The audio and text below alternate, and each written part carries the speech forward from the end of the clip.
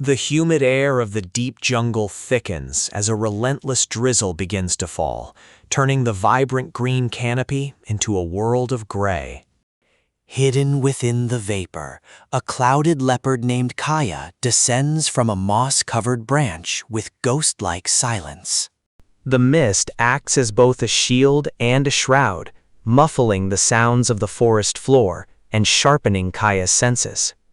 Near the riverbank, a lone sambar deer stands frozen, its ears twitching toward a sound that hasn't yet arrived. But Kaya is not the only shadow moving through the mist today. A new presence has entered the valley.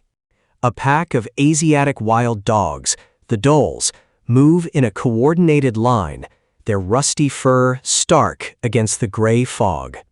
The dholes communicate in high-pitched whistles that get lost in the pitter-patter of the rain. Kaya retreats higher into the canopy, knowing that even a leopard cannot fight an entire pack of red hunters.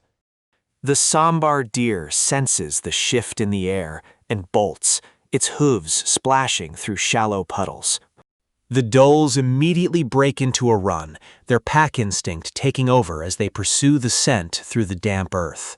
Deep in the undergrowth, a Malayan tapir observes the chaos from the safety of the dense ferns. The rain intensifies, turning the forest trails into slippery slides of mud and leaf litter. Kaya watches the chase from above, her long tail acting as a balance as she leaps between slippery boughs. The dholes use the mist to flank the deer, disappearing and reappearing like spirits of the woods. The deer reaches a rocky outcrop, trapped between the rising cliff and the approaching pack. Kaya spots an opportunity. The distraction of the pack might allow her to claim a smaller prize elsewhere. She spots a red giant flying squirrel clinging to a trunk, shivering from the cold rain. With a sudden burst of speed, Kaya lances through the air, her claws extended for the catch.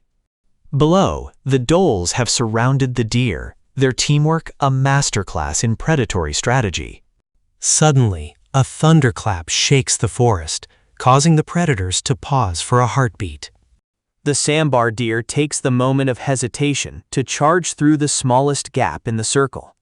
The chase moves into the deeper, darker parts of the valley, where the mist is so thick it feels like milk. Kaya misses her mark as the squirrel glides into the white abyss, disappearing from sight. The leopard adjusts her position, her growl lost to the wind. The dholes lose the deer's trail as the heavy rain washes away the scent and the tracks. In the silence that follows, a sun bear emerges from a hollow tree, smelling the rain-washed air. The bear finds a termite mound softened by the rain and begins to feast, unbothered by the hunters nearby. Kaya decides to follow the bear, hoping it will lead her to an easier meal or a drier sanctuary. The mist begins to lift slightly, revealing the true scale of the ancient forest canopy. A silvered leaf monkey watches the drama from a distance, its golden infant clinging tightly to its chest. The dholes regroup, howling to call the stragglers back to the pack hierarchy. Kaya finds a dry crevice beneath a rock overhang and settles in to groom her damp fur. The sambar deer, now safe, rests in a thicket of bamboo, its heart rate slowly returning to normal. As evening approaches, the drizzle turns into a steady, rhythmic downpour. A group of wild boars trudge through the mud, their tusks gleaming in the dim light. The forest is alive with the sound of water, a symphony of survival in the shadows. Kaya peers out from her shelter, her eyes glowing like lanterns in the growing darkness.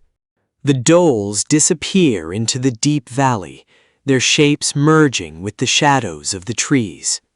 Tomorrow will bring a new sun, but for now, the mist owns the forest and its four-legged inhabitants.